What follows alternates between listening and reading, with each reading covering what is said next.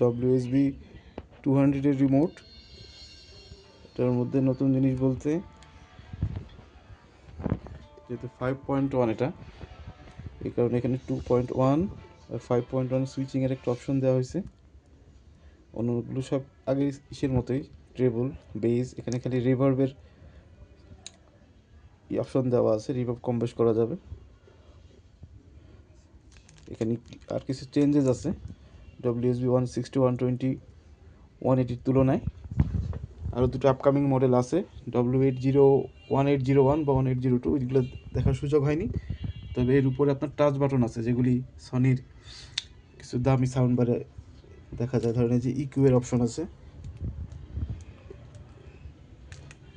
Equaliser দিলে এখানে দেখেন পপ, রক, জ্যাজ, ক্লাসিক এগুলো চেঞ্জ হচ্ছে।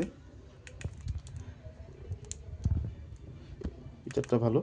এটা আগের 1802 যেটা 1802 এগুলোর না, তবে 180-তেই অপশনটা ছিল। তবে ইকুয়ের অপশন থাকলেও ওখানে ডিরেক্টলি এই এলইডিতে শো করতো না, চেঞ্জটা বোঝা যেত।